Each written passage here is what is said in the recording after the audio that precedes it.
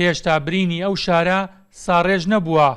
پەرلەمانتارانی فراکسیۆنە جیاجیەکانی عێراقیش دەڵێن حکومەتی فیدراڵی قەرزاری ئەو شارەیە، چونکە هەڵەبجە بۆتە ناسنامەیەک بۆ مەزلومێتی گەلێک بەدەست پیاوانی ڕژێمی بەعسەوە. الشيء المهم تعريف بجريمة حلبجة. گرنگترین شت زانینی تاوانەکانە بەرامبەر بە هەڵەبجە. پێویستە هەڵەبجە بێت بە ویژدانێک بۆ نەگەڕاونەوەی بەعس و بەعسیەکان و دیکتاتۆریەت، بۆ ئەوەی جارێکی تر هەڵەبجە پەڵەیەکی شەرمازاری بێت لە نێوچەوانی ئەو کەسی ئەم تاوانانەی کردووە و ئەوانش کە بێدەنگ بوون. وبمن سكت على هذه الجريمة. لم تعنى بحلبجة كما ينبغي ويقتضي، ولكن ڕەنگە وەک پێویست بایەق بە هەڵەبجە نەدرابێ، ئەویش بەهۆی تێپەڕبوونی ئەو ڕووداوانەی کە بەسەرمانە هاتوون و قوروز بوون.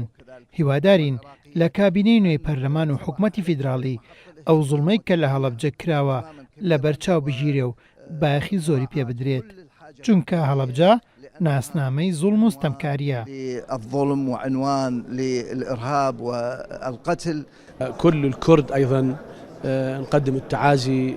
سەرخۆشی و هاوخەمیمان لە هەموو تاکێکی کورد و هەڵەبجەی یەک دەکەین کە بێتاوان شەهید بوون بەدەستی ڕژێمی بەعسە و هەرگیز لە یادی ناکەین کە هەڵەبجە گەنج و پیر و منداڵ لە یەک ساتدا شەهید بوون. بۆیە دەبێت حکوومەت و پەرلەمان و سیاسیەکان سۆزێکی زۆریان بۆ خەڵک و شەهیدانی هەڵەبجە هەبێت، هاوکاریان بن.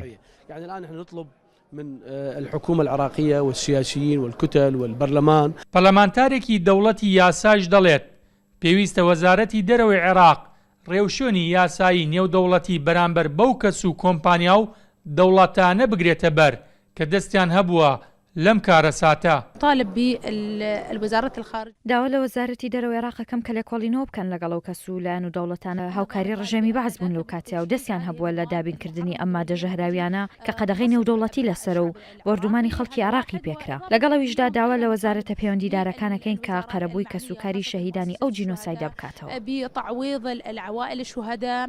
سەرباری ئەوەی کە چەند ساڵێکە هەڵەبجە وەکو پارێزگایەکی نوێی عێراق ناسێنراوە، بەڵام تا ئێستا حکومەتی فیدراڵی عێراق کە میراتگری حکومەتی ئەو سایە مامەڵەی پارێزگایەک بۆ هەڵەبجە ناکات کە ئەمە بەدیدی هەڵەبجەیەکان زوڵمێکی دیکەیە حکومەتی عێراق بەرامبەریان دەیکا.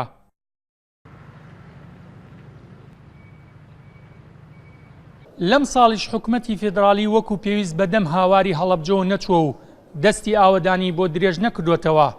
فراکسیۆنە جیاجیەکانی نێو پەرلەمانی عێراقیش کۆدەنگن لەوەی حکوومەت مولزەم دەبێت بە ئاوەدانکردنەوەی پارێزگای هەڵەبجە و پشکێکی گونجاوی لە بودجەی ساڵی 2018 تەرخان بکات.